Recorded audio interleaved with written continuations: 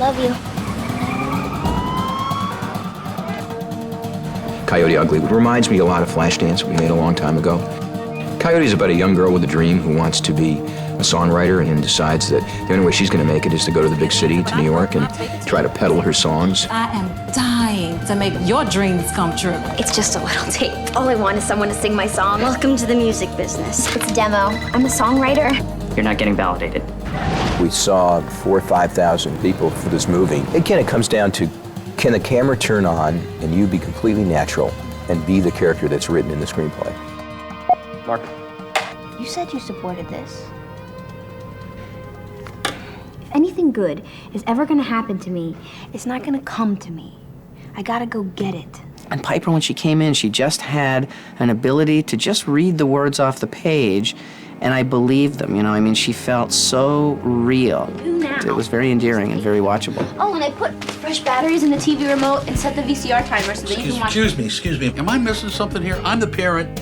You're the child running away to live by yourself. I should be telling you how to live. Fine. How should I live? Simple, don't go. I was pretty amazed because it's about a girl from New Jersey who moves to New York and works in a bar. And that's what had just recently happened to me in my life. So it was kind of amazing to read a script and think, how did I know this story? And I really like her a lot. She's a real nice kid. We used to call him Spunky in my day.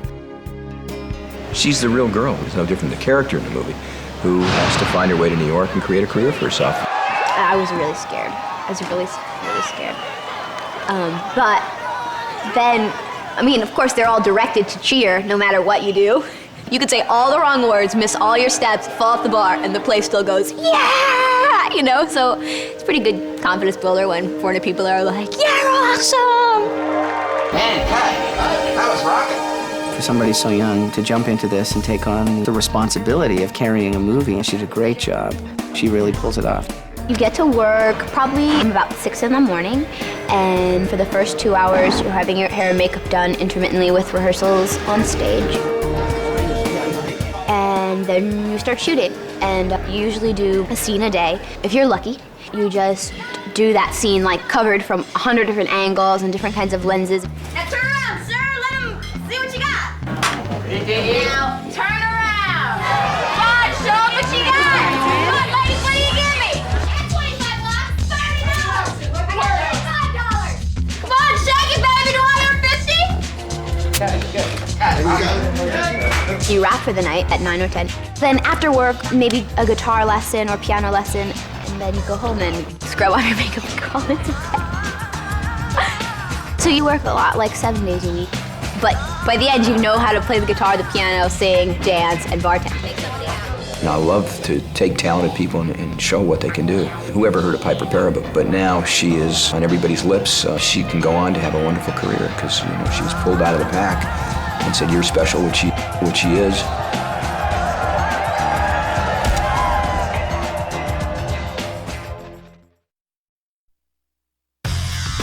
Really enthusiastic. Sounds big. 104, take 3, eh, Mark? Pictures up. Action. Do you know those girls? Oh, yeah. Coyotes.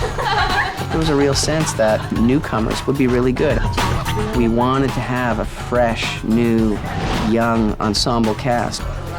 And there's an honesty to it because they're not characters that you can see on every television show and movies before. I mean, some of the faces are kind of well known, but I love to give an audience something that they don't feel familiar with. Stand by and action. Hi, good evening, ladies. Can I help you? No.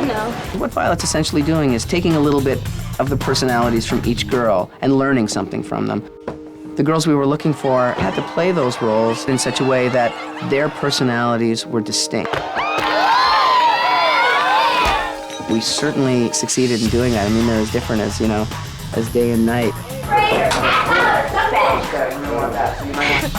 My agent sent me on an audition to read for Violet, and when they saw me, they're like, "You're not Violet, you're Cammy." So that was it. Okay, number 1, here we go. Cammy's like the flirt and the sweet one that always wears pink, and then there's Rachel, who's like tough with her like biker wear, and then there's Zoe, who kind of wears a lot of Indian type inspired stuff because that's just what she likes. I'm Cammy.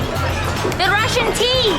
Cammy is a sweet one, so if we have a sensitive guy. Faces? I mean, wow. She loves her job. She makes a lot of money. She has great clothes. She falls in love constantly. And every time she's a guy, she's a new tattoo on her body, which is really funny, I think. Zoe's the zany one, the one that's just happy and just having a good time. She's not about dancing real sexy, she's just more about, hey, everybody, and just rocking the crowd.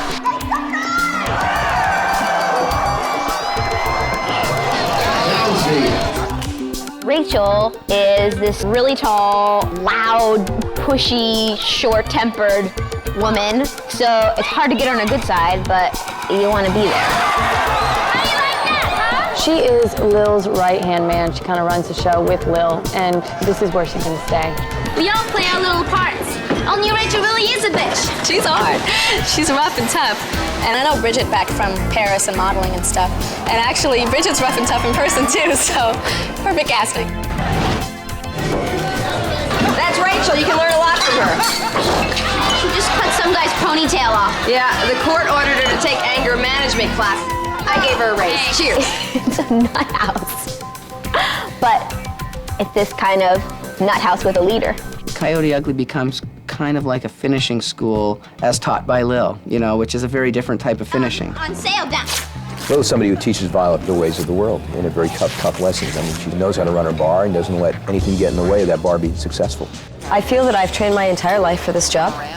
I bartended in New York City for 7 years and in Philadelphia for years before that. So it was fun to get back there again. At first, Violet's really scared of Lil. But then she becomes this kind of, in a weird way, a mother figure. Sort of like a father figure, maybe. Lil is like our den mama. She's a boss. She can fire us. We know she won't because we're so good. She's not someone who's after her dream, which Violet is doing at this point, but she has it. She's living it.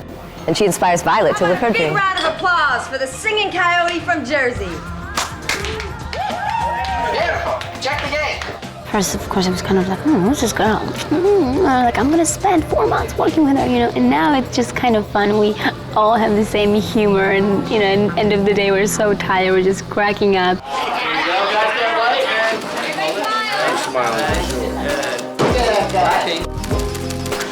Bridget and Isabella and Piper and Tyra. All the girls, the personalities are so distinct, but so beautiful. We've been having a ball together. Gosh, thank God for them, because I'm trapped behind that bar with them for hours on end. Perfect. Maybe you haven't noticed all the bodies yet. They're all a bit wacky, but I love it back there behind the bar with them.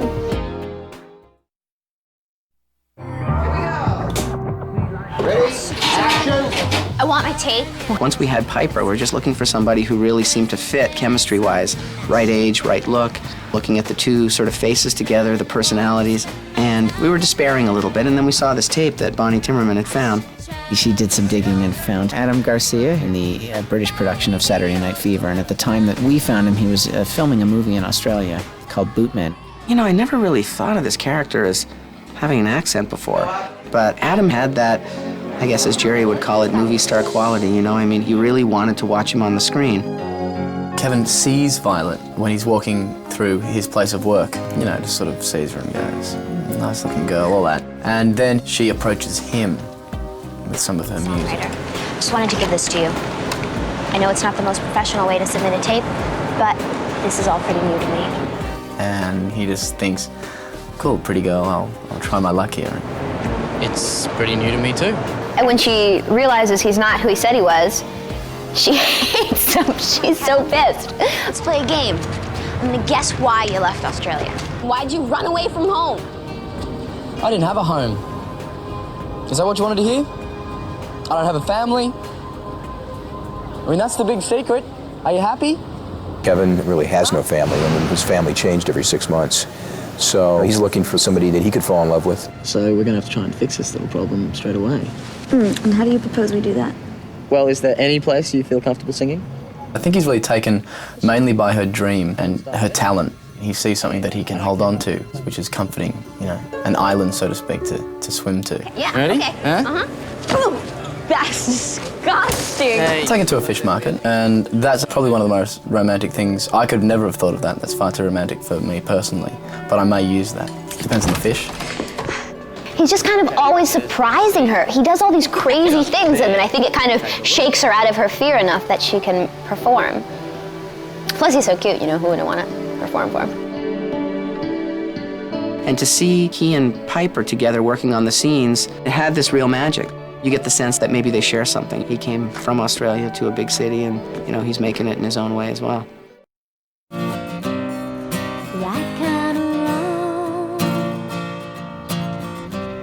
The character Violet has a real gift for writing music. She hears songs, she sees lyrics everywhere. She gets ideas wherever she goes.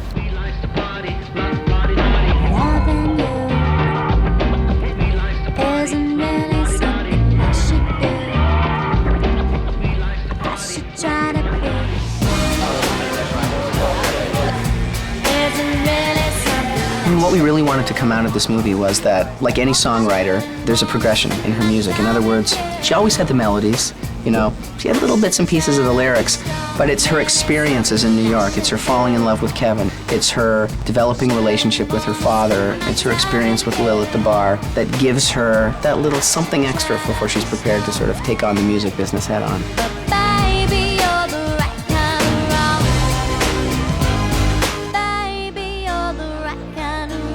Diane Warren wrote 4 songs for the movie, and she's a brilliant composer. Some of your favorite songs out there, chances are some of hers. She's written so many huge hits. Jerry really understands the power of it, because when you put the right song and the right movie together, it's a pretty potent combination. The music is something that embellishes the story and the characters. Let's give a big coyote welcome to Leanne Rimes. Leanne Rimes came in to sing this one song for us and release it as a single, but we showed her the movie, and she had tears in her eyes, and then she decided to do all the songs and eventually become the voice of Piper.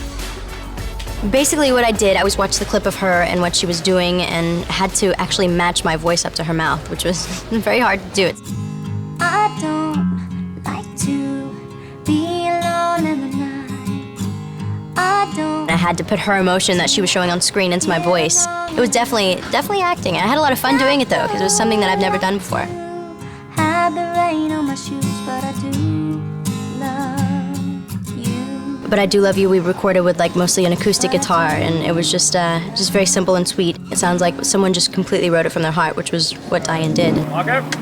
They're all completely different songs, so it's really cool. Right Kind of Wrong is like a TLC, you know, kind of R&B song. You know, Please Remember is a big ballad. You know. How's words, yours and mine? How no dreams out of reach. I stood by you, you stood by me. And then you go to Can't Fight the Moonlight, a little bit more of a complicated pop rock song.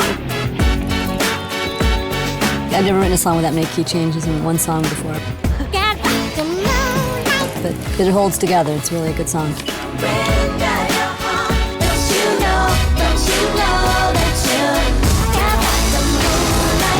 I think Diane's probably one of the best songwriters that has ever lived.